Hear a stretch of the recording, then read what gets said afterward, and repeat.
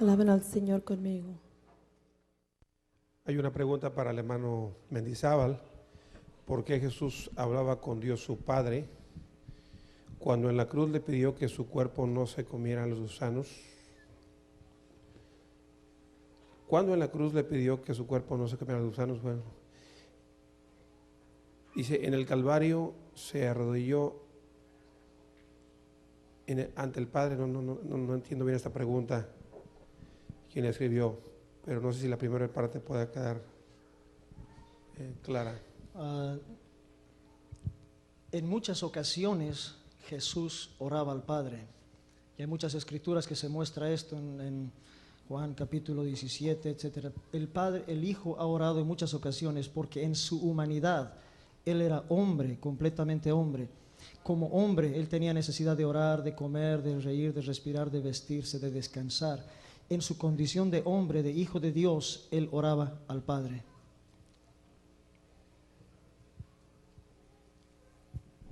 Si tiene algo que añadir o responder, usted puede hacerlo. Bueno, sí, en su condición de hombre, Él manifestó la necesidad, pero no es un monólogo que Él tiene para sí mismo en su divinidad.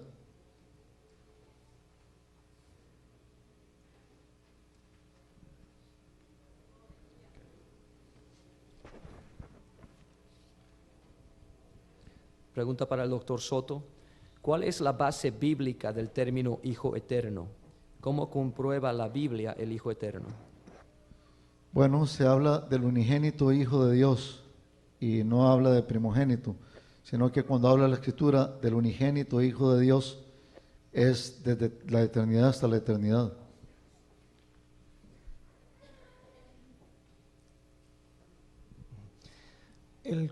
La palabra Hijo de Dios, Dios Hijo, no figura ni una sola vez en ninguna porción de las Escrituras. La palabra Dios, en el sentido de eternidad, que dice el doctor Soto, eternidad significa sin principio de días y sin fin de días. La palabra Hijo implica que algún día ha tenido que tener un comienzo. La palabra Hijo eterno es antibíblico y son palabras completamente opuestas. En relación a la expresión que usó el doctor, el Hijo unigénito, en la palabra unigénito significa uno del mismo género.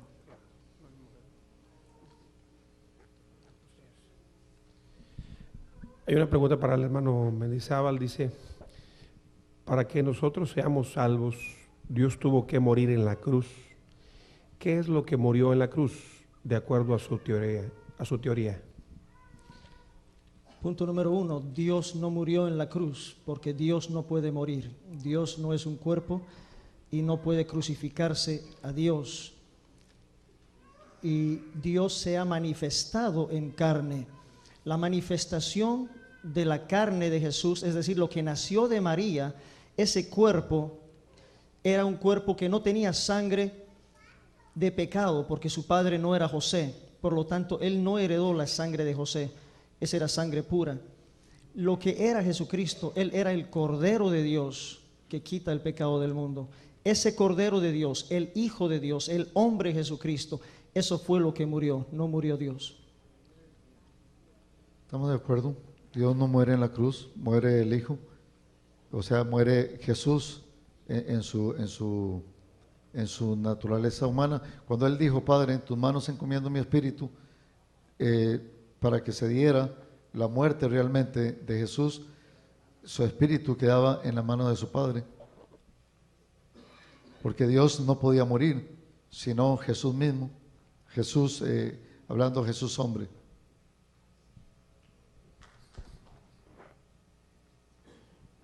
Doctor Soto, si Jesús es el Hijo Eterno, ¿quién es su Madre Eterna? Porque según Gálatas 4:4, el Hijo fue nacido de una mujer, nacido bajo la ley.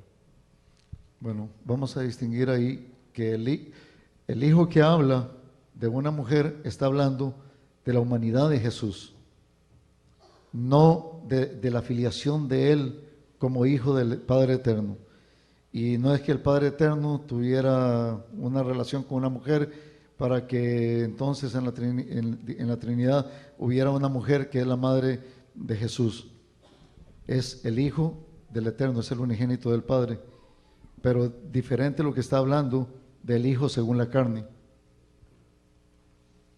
Cuando el doctor Soto ha utilizado la palabra que el Hijo ha sido eternamente engendrado por el Padre anteriormente, ese término ha usado, eternamente engendrado por el Padre. Engendrado significa que tuvo un comienzo. Hijo eterno, reiterando, no está en la Biblia, no es un término teológico tampoco, no es un término bíblico tampoco. Y la expresión, es decir, el concepto en realidad que tenemos que tratar aquí. El doctor Soto dijo hace un momento atrás, estamos de acuerdo en muchas cosas y honestamente estamos en desacuerdo en muchas cosas, porque hay mucha diferencia entre pensar que el Hijo eterno de Dios, lo cual es una terminología que no existe, se pueda presentar ahora. Si hablamos de Hijo eterno de Dios, tendríamos que pensar que en realidad el Padre se está eternamente engendrando al Hijo. En este momento el Padre estaría engendrando al Hijo también, porque estamos en la eternidad. Tenemos que hablar de tiempo, cuando Jesús fue creado o engendrado, como diga la Trinidad. Sí, tiene que haber un tiempo. Pero Él es coexistente desde la eternidad y no podemos confundir ahora los tiempos y la eternidad, porque estamos hablando de dos cosas diferentes. La eternidad está fuera de los tiempos fueron creados. Ahora, en el espacio y en el tiempo, en razón del género humano, tenemos que ver, la procedencia de Jesús humanado, pero la coexistencia ha sido siempre porque Dios ha sido eterno, desde siempre. Sí, pero la Trinidad enseña que el Padre ha engendrado al Hijo y de ellos han emanado el Espíritu Santo. ¿Cómo pueden ser coeternos, coexistentes, coiguales si uno es el Padre del otro, uno ha engendrado al otro? Son términos que ni racionalmente tiene sentido. Sí, tenemos que hablar de la terminología, hermano, y entonces tenemos que hablar en el lenguaje teológico y no tocamos eso también en esta noche. Ok, pero sería mejor hablar en el lenguaje bíblico, porque el lenguaje bíblico no figura la palabra de Dios. Estábamos de acuerdo.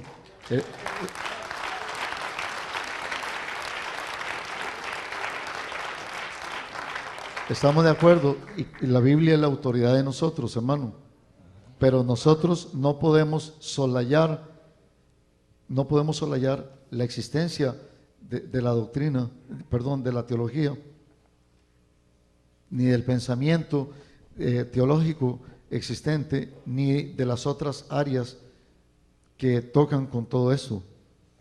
Una cosa es cuando hablamos, podemos hablar bíblicamente y entonces tendríamos una posición bíblica, digámoslo, a un término. Es importante para poder hablar de estos términos que estamos hablando hace rato y confundiendo algunas cosas en cuanto a naturaleza y todo eso, pero es importante manejar el lenguaje y tener claridad de eso, porque es lo que yo miro cuando hemos estado preguntando cosas, queremos todo contestarlo puramente bíblicamente. Sí se puede contestar bíblicamente, pero hay términos que estamos manejando que pasan del lenguaje bíblico. Sí, pero escúcheme, nosotros usamos terminología bíblica como la palabra manifestación. Ustedes están usando palabras antibíblicas como la palabra persona en relación a Dios. Entonces, cuando la expresión teológica escapa de lo que es el concepto de la palabra del Señor, estamos escapando de todo. Tenemos que agarrarnos de la palabra del Señor, usar la terminología bíblica.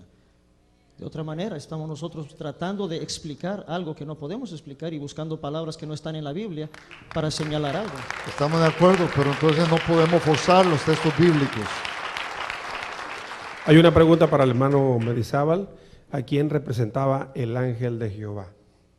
¿Tiene algún versículo específico? No tiene nada. En muchas ocasiones el ángel de Jehová es solamente un ángel, en otras manifestaciones es una teofanía, es decir, es Dios mismo representándose a los hombres, manifestándose, mostrándose a los hombres.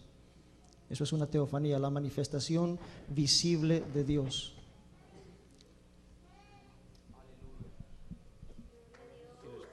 ¿Está bien?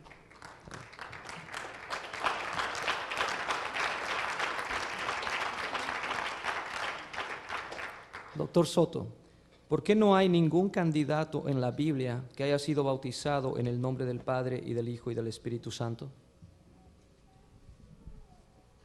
Bueno, me rehúso a contestar esto por una razón. Como no hemos planteado toda la doctrina del bautismo, no me da lugar a responder algo de lo que no hemos hablado.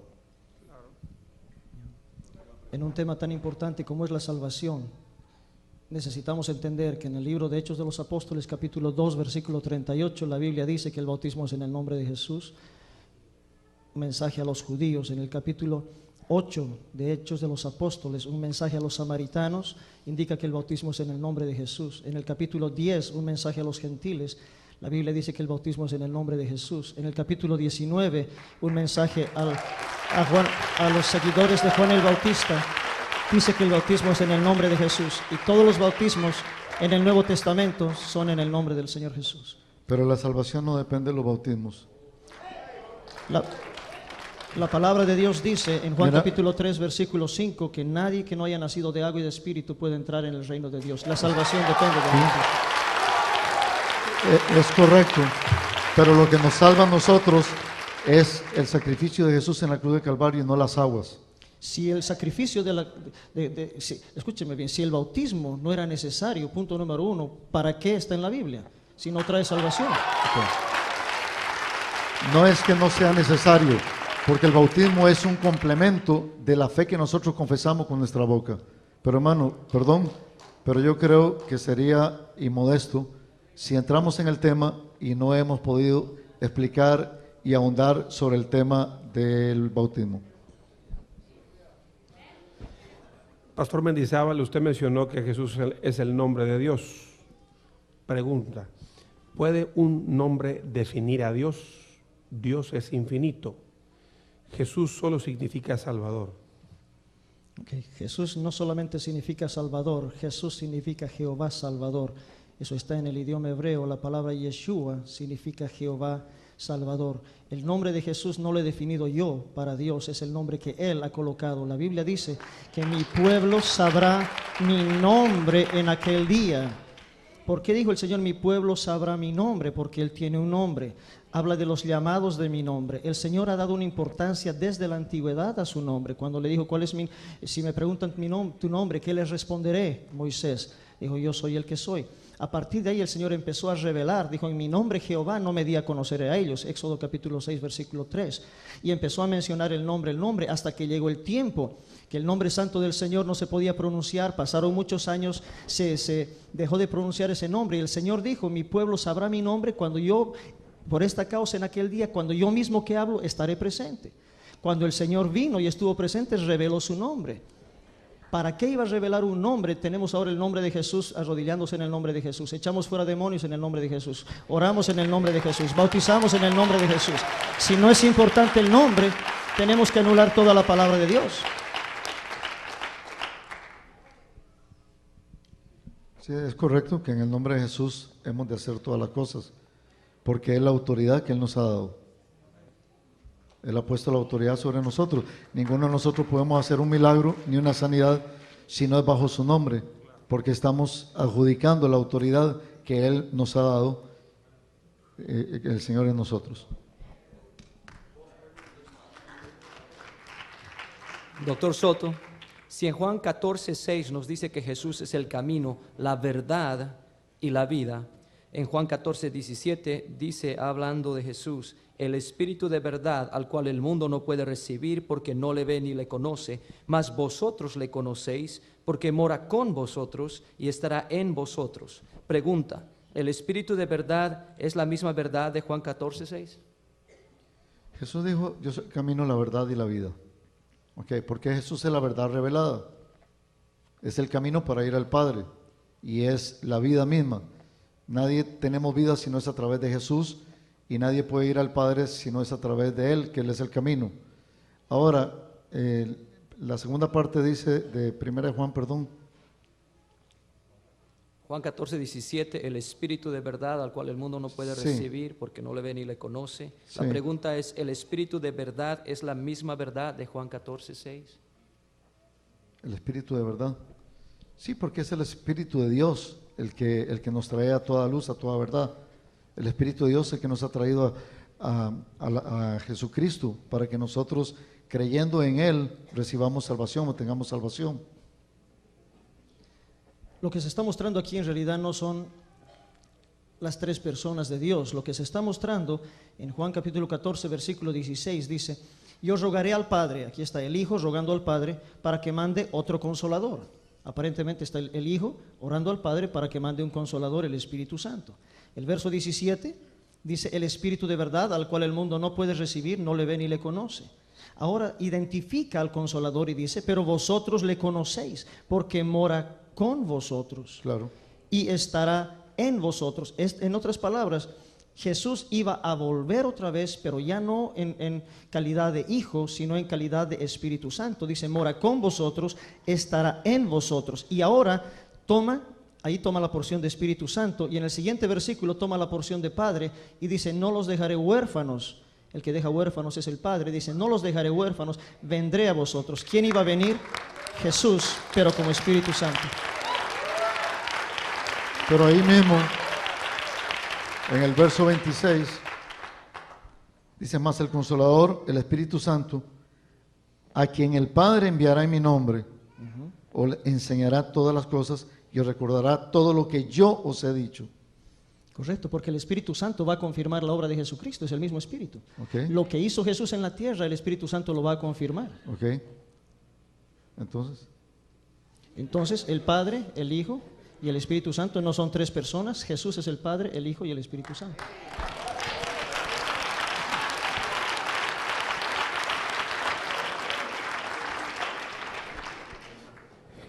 Pregunta para el hermano Mendizábal: si Dios tendrá un cuerpo glorificado, ¿qué posición tendrá en el cielo? Dios no tiene un cuerpo físico, no tiene un cuerpo glorificado. Dios es un espíritu.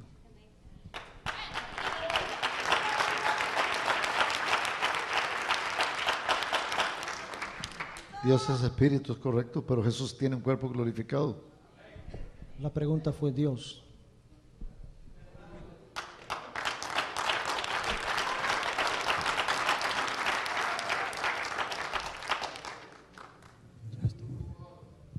Pues muchas gracias, aleluya. Doctor Soto, párese por favor. Hermano Mendizábal, vamos a darles un buen aplauso a todos estos dos varones esta noche. Gloria al Señor.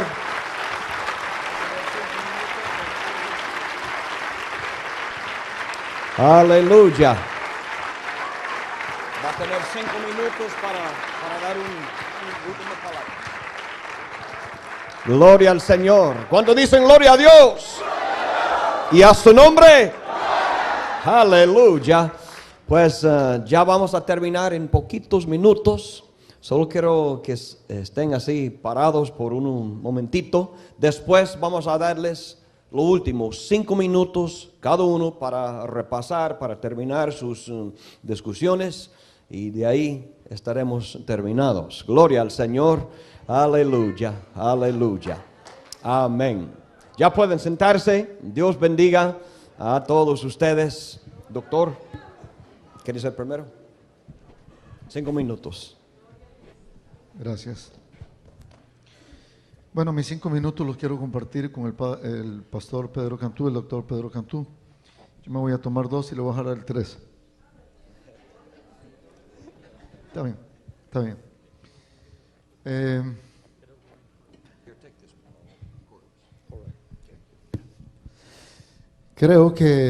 Yo espero que, aunque hemos estado disertando y como dijo el pastor Mendizábal, hay cosas que siguen siendo diferentes, hay otras cosas que nos unen.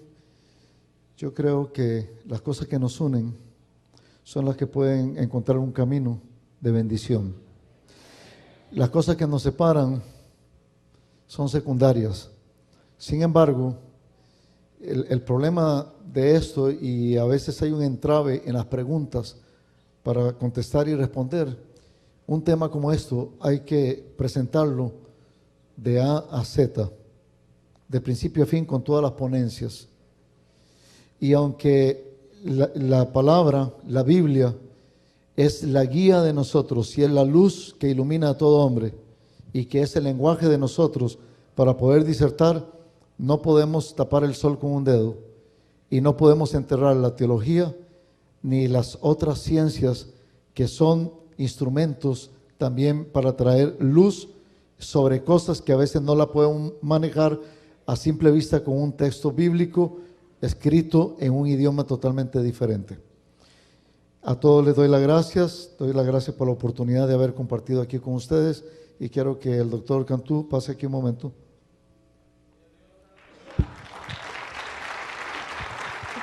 Aleluya. Hermanos, muchas gracias por habernos invitado a esta reunión tan especial. Me siento muy contento de conocer a más pueblo del Señor. Una cosa sí sé, Jesús está aquí. El Padre está aquí. El Espíritu Santo está aquí. Mi tiempo lo voy a invertir no debatiendo. Mi tiempo lo voy a invertir como lo hizo Jesús, levantando al caído, sanando al enfermo, restaurando al que está herido. Un día estaré con papá, él me va a explicar muchas cosas. No voy a perder tiempo peleando con aquel que también fue salvado por el mismo que estuvo en la cruz. Mi tiempo lo voy a invertir para pelear en contra de aquel que está dañando muchas vidas. Les amo profundamente, hermanos, créanmelo, ha sido una noche preciosa, tenemos mucho que hacer para el Señor. Lo que sí sé es que en esta noche Jesús está con nosotros. Siento su presencia, mi corazón late por Él. Me siento honrado de estar en esta noche con un pueblo que ama al Señor. Con mucho respeto, con mucho amor les digo, es importante que tengamos estas reuniones que nos llevaran a una conclusión. Es mejor pelear juntos por aquel que dio su vida por nosotros, salvar las almas y reconocer que un día, por miles de años, tendremos tiempo para platicar con el Rey y que nos aclare algunas dudas. Lo que sí sé es que antes era ciego y ahora ve. Dios les bendiga en esta noche. Gracias, doctor Cantú. Ahora, hermano Pastor Mendizábal. Gracias. Qué bueno es el Señor Jesucristo. Aleluya. Yo quiero invertir este par de minutos con algo que considero básico, esencial. Si alguien ama a las almas perdidas, ese es Jesús. Amén. Si alguien quiere salvarnos a nosotros, es Jesús. Amén. Si alguien, y ahora no estoy yendo en el tema de la Trinidad, si alguien realmente está interesado en su vida, es Jesús. Si a alguien tenemos que escuchar, es a Jesús. La Biblia dice, Jesús mismo habló y dijo, es necesario nacer de agua y de espíritu. El que no naciere de agua y de espíritu no puede entrar en el reino de Dios. Escúcheme, iglesia, lo más importante para nuestra vida, ¿qué es? Doctor Cantú, yo acepto la sanidad, yo amo las almas perdidas que vienen a reconciliarse con Dios. Lo más importante es, tenemos que entrar en el reino de los cielos. Si estamos en el conocimiento de muchas escrituras y tenemos una iglesia, una antigüedad en la iglesia y no estamos seguros de cómo vamos a entrar al reino de los cielos, podríamos perder nuestra salvación. Jesús dijo, es necesario nacer de agua, es necesario nacer de espíritu. Oiga bien, el que no naciere de agua y del espíritu no puede entrar. Oiga bien, ahora Jesús se presenta, perdóneme, no tengo mucho tiempo. Ahora Jesús se presenta a un varón llamado Pedro. Y le dice, Pedro, a ti te daré las llaves del reino de los cielos. Todo lo que atares en la tierra será atado en los cielos. Lo que desatares en la tierra será desatado en los cielos. Amén. ¿Qué está haciendo Jesús acá? Le da a Pedro la responsabilidad. Le dice, Pedro, aquí están las llaves de cómo entrar al reino de Dios. Eso es lo que queremos. ¿Qué tendríamos que hacer ahora nosotros? Preguntarle a Pedro. Pedro, te dio las llaves. ¿Cuáles son? No son las llaves físicas, no son unas llaves literales, es la manera. Ahora bien, cuando Pedro espera hasta el día de Pentecostés y estaban reunidos allá, el Espíritu Santo es derramado por primera vez en Hechos de los Apóstoles capítulo 2. Cuando el Espíritu Santo es derramado, alguien se pone en pie a predicar la palabra de Dios. ¿Quién era? Pedro.